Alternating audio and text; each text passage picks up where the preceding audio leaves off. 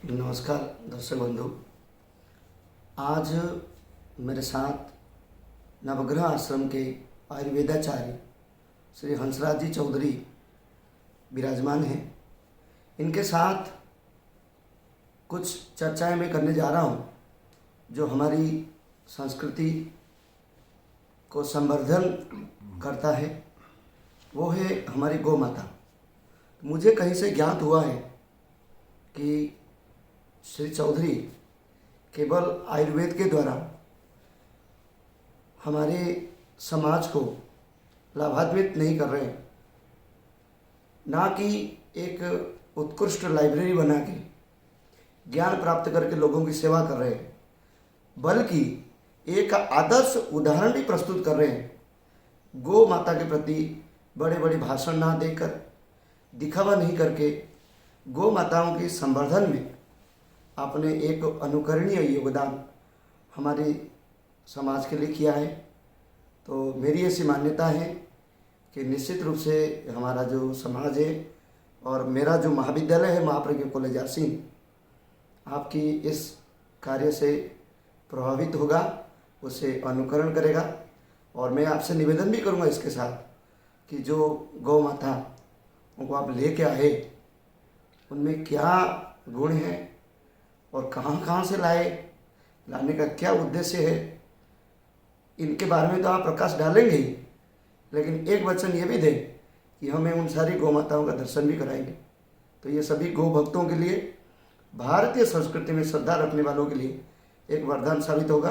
तो मैं श्री चौधरी जी से करवाते निवेदन कर रहा हूँ कि इस संबंध में, गौ माता के संबंध में थोड़ी प्रकाश डाले कि इनके मन में इसी भाव क्यों उत्पन्न हुआ कि गौ माताओं को ला के अपने आश्रम में वो रख रहे हैं, उनकी सेवा कर रहे हैं और इनके पास एक विस्तृत श्रृंखला है। तो श्री चौधरी जी, आपसे मेरा निवेदन है। प्रणाम आपका। ऐसा है प्रिंसिपल साहब के हिंदू संस्कृति की बात अगर की जाए तो जो माताओं की श्रेणी है, उस श्रेणी में सबसे पहले धरती माँ है जहाँ आपने जन्म लिया। उसके बाद में जिस माँ ने आपको जन्म दिया वो आपकी जननी माँ। उसके बाद में जो पति तपावनी, सब पापों का नाश करने वाली गंगा माँ, और इन सभी माताओं का पोषण करने वाली गौ माँ है। क्या बात। आपकी माता को यदि पोषण नहीं मिलता था, आप एनीमिक होते, आपका हीमोग्लोबिन कम होता, आप लुंज गुंज पैदा होते। धरती माता के श्रृंगार के लिए वृक्षों का उगना आवश्यक था, और उन वृक्षों को जो खाद कहाँ से मिलती, मूत्र कहाँ से मिलता, उर्वरा कहाँ से मिलती। और जो गंगा माता है, पति तपावनी है, उस गंगा माता के तट पे यदि गौ माता का विचरण नहीं होता तो गंगा का जो इतना महत्व है, क्या करता व्यक्ति? केवल जल तो नहीं पी सकता था, उसके शारीरिक पोषण के लिए, मानसिक पोषण के लिए, भौतिक पोषण के लिए गाय का होना परम आवश्यक है। अब रहा सवाल श्री नवग्रह आश्रम ने जो गौशाला का जो एक बीड़ा उठाया, एक अभियान जो लिया है, ये बेसिकली मेरी बहुत पुरानी एक दमित इच्छा थी, जो समय, परिस्थिति और काल के हिसाब से मैं उसको नहीं कर पाया। परंतु जब नवग्रह आश्रम की नींव रखी और ये जब चला तो इसमें भी 4 वर्ष मेरे यूं ही निकल गए। अभी पिछले 6-7 महीने पहले मेरे विचार में ये आया कि अब गौ माता का जो काम है उसको, चूंकि ये देवी कार्य है, ये केवल मेरे सामर्थ्य से नहीं हो सकता था। मेरे पुत्र महिपाल जो कि आश्रम के कार्यों में भी मेरी मदद करता है, मेरी माता श्री जिनसे मैंने भौतिक जन्म प्राप्त किया है, उनकी, और सभी मेरे परिवार जनों की, और मेरे जितने मित्र जन हैं, उन सभी की ये आकांक्षा थी कि गाय के रूप में मौलिक काम किया जाए। मौलिकता से अभिप्राय ये है कि जो देसी नस्लें हैं, हिंदी में अगर मैं कहूँ जो प्रजाति, तो भारत में, और आपको जान के ये आपको ज्ञात होना चाहिए, आश्चर्य तो क्या होगा कि मैं पशुपालन का विद्यार्थी भी रहा। क्या बात है। तो पशुपालन विज्ञान जब मैंने पढ़ा तो पशुपालन विज्ञान में मैं बड़े कौतूहल से ये पढ़ता था, थारपारकर, राठी, गिर, खिलियारी। तो मुझे बड़ा ये लगता था, मैंने कहा ये जैसे मनुष्यों में प्रजातियां होती है, जाट, गुजर, ब्राह्मण, महाजन, तो इस तरीके से गायों में भी होती है। तो ये एक अवचेतन में कहीं एक बीज था। तो इस परिस्थिति में चूंकि आश्रम पे गौमूत्र की आवश्यकता होती है कैंसर रोगियों के लिए, और गोघृत की आवश्यकता होती है क्योंकि गाँव में कॉमर्शलाइज हो गया, भैंस का घी दिया जाता है, या हॉलिस्टन या जर्सी की छाछ या मज्जी का, जिसको तक्कर कहा जाता है हमारा आयुर्वेद में, वो दिया जाता है। तो जो गायों का जो गोगव्य, जो जितना भी गाय द्वारा आपका उसका गोबर, उसका दूध, उसका दही, उसका घी, तो ये पंचगव्य का जो कंसेप्ट था, तो वो तो देखो देखने से ही किया जा सकता। बहुत पुरानी कहावत है कि बिना मेरे आप स्वर्ग नहीं देख सकते हैं। स्वर्ग देखने के लिए अनिवार्य शर्त तक आपको मरना पड़ेगा।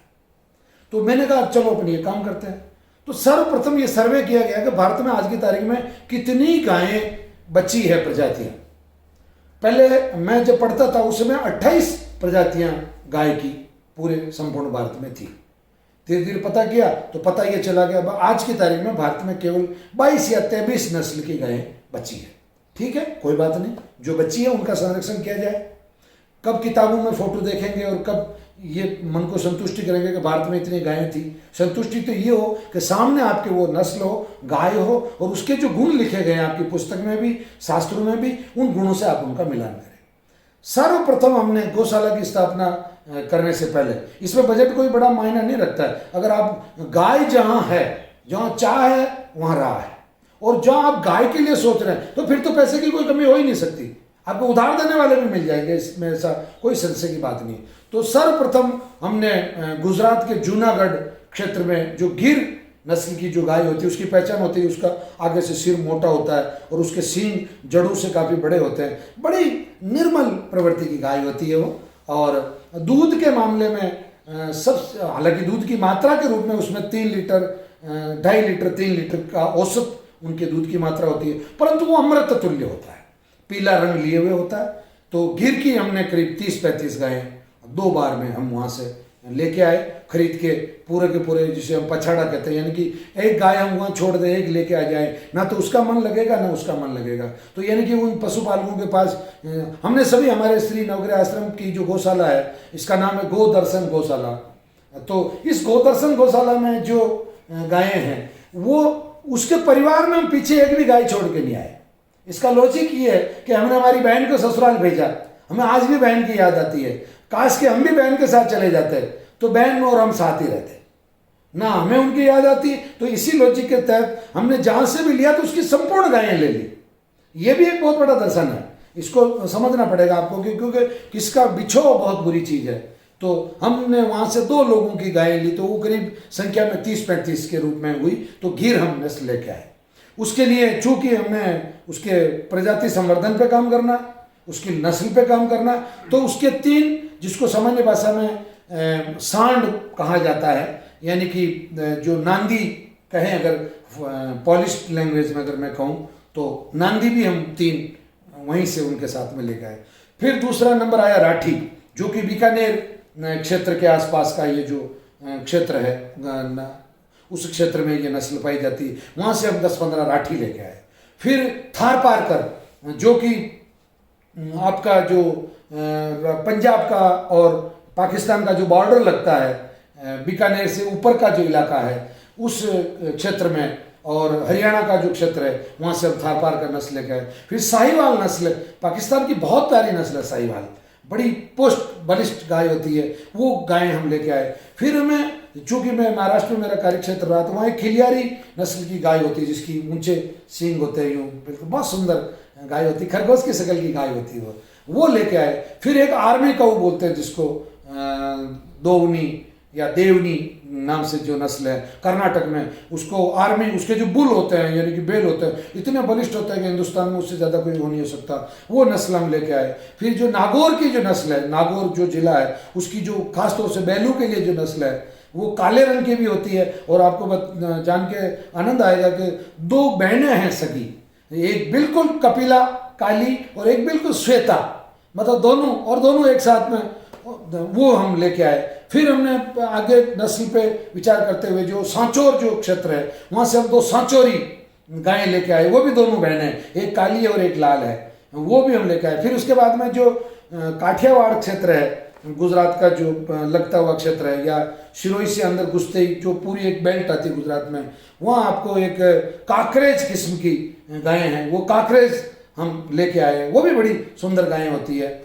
और फिर मेवाड़ क्षेत्र में जो गायें पाई जाती है, जिसको मेवाड़ी गाय बोलते हैं, बड़ी शांत स्वभाव की और अच्छी गायें होती है, बैलों के लिए भी बड़ी मशहूर होती है, वो लेके आए। यानी कि एक बहुत बड़ा लंबा एक इंटरव्यू हो जाएगा। मूलतः मैं ये कहना चाहता हूँ कि आज की तारीख में भारत में पाई जाने वाली 16 नस्लें हम यहाँ पे लेके आ चुके हैं, और इनका नस्ल संवर्धन का काम हो रहा है, गौ संवर्धन का काम हो रहा है, और खास तौर से उन लोगों को एक बहुत प्रेम भरा उलाहना और एक बहुत प्रेम भरा संदेश, जय गौ माता की, जय गौ माता की, से न तो गाय को दूध मिलेगा, न गाय को चारा मिलेगा, न गाय का संवर्धन होगा।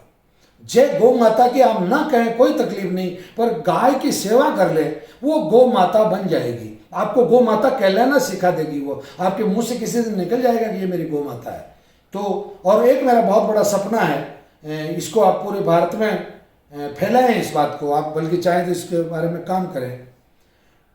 गाय जब तक नहीं पाली जा सकती कि जब तक गाय आपको कुछ देगी नहीं। ये चंदे की रसीदों पे गौशालाओं के मैं बहुत सख्त खिलाफ हूं। ये नहीं होना चाहिए।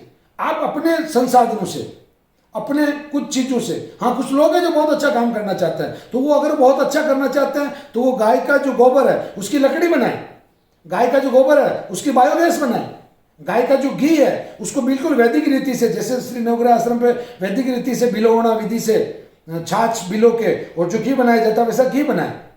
जैसे उसका जो गौमूत्र है, हम हालांकि हम तो यहाँ बिल्कुल निःशुल्क कैंसर रोगियों को देते हैं, परंतु मैं आपकी जानकारी के लिए बताऊं कि कलकत्ता में एक देसी गाय के गौमूत्र की बोतल की जो कीमत है वो 85 रुपये। बॉम्बे में जो एक देसी गाय की जो गौमूत्र की बोतल की जो कीमत है वो 135 रुपये। तो यानी कि 135 रुपये लीटर में दूध बिकता है और 135 रुपये में गौमूत्र लोग लेने को तैयार है। तो मतलब इस तरीके के जो आप उसे अगरबत्ती बना सकते हैं, आप साबुन बना सकते हैं, आप मतलब उसके कितने ही उसका पनीर बना सकते हैं।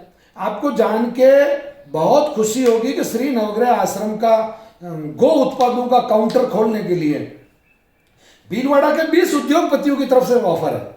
वो कहते हैं आपका जितना उत्पाद होगा हम 20 परिवार ले लेंगे और आपकी मुंह मांगी कीमत आप बोलिए, हम आपको देने को तैयार है। और आपको आश्चर्य होगा, पहली बार हिंदुस्तान में बहुत सारे लोगों की मेहनत को क्या कर रहे हैं, ये करते हैं वो करते हैं, गायों में ये होता वो होता, परंतु मैंने इस चीज को साबित किया कि अगर आप काम में ईमानदार हैं तो आपके काम में कोई तकलीफ नहीं। 2000 रुपए किलो में यहाँ गिर गाय का घी जो कि बिल्कुल वैदिक रीति से बनाया जाता है, वो लोग लाइन लगा के और एक दूसरे में कंपटीशन करके प्राप्त करते हैं। साहब गाय का संवर्धन तभी होगा कि जब आप उसको आर्थिक पार्जन, जीविकोपार्जन का एक हिस्सा बनाएंगे, तब ये होगा। किसान कहता है खेती में कुछ नहीं बचता साहब, भैया तू वही पुराना गेहूं और मक्की बोते रहेगा तो तेरे को वास्तव में कुछ नहीं बचेगा। तो अगर ऑर्गेनिक बोएगा तो तुझे बचेगा। 30 रुपए किलो की जगह तुझे लोग 60 रुपए किलो गेहूं के देंगे, 15 रुपए किलो के टमाटर की जगह तुझे लोग 50 रुपए किलो टमाटर की। और मैं एक बहुत आश्चर्यजनक बात बताना चाह रहा हूं इस देसी गाय के संवर्धन के बारे में। इस दुनिया में जितने पैसे वाले हैं वो सब मरने से डरते हैं। उनको मरने का भय है कि मैं अगर टॉक्सिक लूंगा, जहर लूंगा तो मर जाऊंगा। तो उनको आप एक बार एश्योर कर दीजिए कि सब इस गाय के दूध में, इस गाय के घी में, इसके पनीर में, इसके दूध में शुद्धता है। आप 100% किसी भी लेबोरेटरी से जांच करवा के लाइए, आपको 100% प्योर मानकों पे खरा उतरेगा। तो वो आदमी आपको 110 रुपए से लगा के 150 रुपए किलो दूध का पैसा दे सकता है। भीलवाड़ा में एक गोपालक है जो अग्रवाल समाज से है, उनका गाय गोपालन से पहले कहीं लेना देना नहीं था, पर आज उनका 91 रुपए लीटर में दूध बिकता है गाय का, देसी गाय का। और लोग 1 महीने का एडवांस पेमेंट देते हैं पहले। तो सब मार्ग तो बनाए जाते हैं। तो इसलिए बिना किसी संकोच के मैं ये कह सकता हूं कि हकीकत में गौ माता, तब गाय से गौ माता बनने का जो सफर है वो आपकी आस्थाएं, आपके उपनिषद, आपके ज्ञान, आपके अंतर चेतना, आपका परिवेश, आपके परिवार के संस्कार, ये सब चीजें मिलके, इन सभी ईंटों से मिलके जो भव्य महल खड़ा होता है या जो भव्य अट्टालिका खड़ी होती है, तो मैं उसको मंदिर कहूँगा। और वो मंदिर जो सच्चे मायने में माने तो वो गौ माता का मंदिर है। वो आप उसकी सेवा कीजिए, आपके मन में मंदिर बन जाएगा।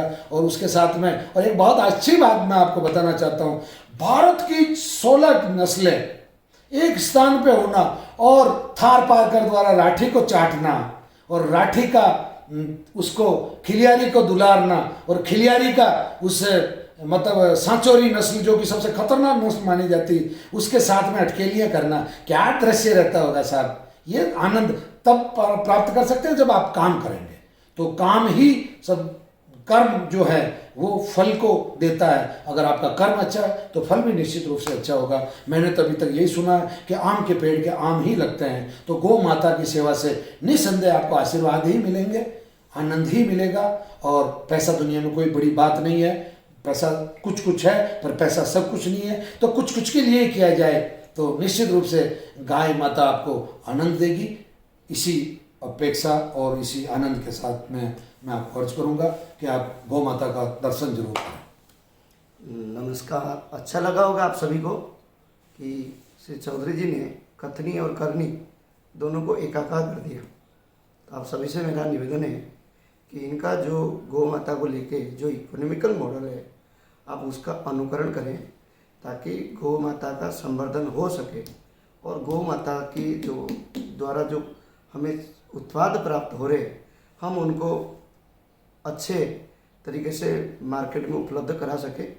तो आप सभी के लिए श्री चौधरी जी का जो ज्ञान है गौ माता को लेके, जो उनका इकोनॉमिकल मॉडल है, वरदान साबित होगा। इन्हीं आशा और विश्वासों के साथ आप सभी को पुनः बहुत बहुत धन्यवाद।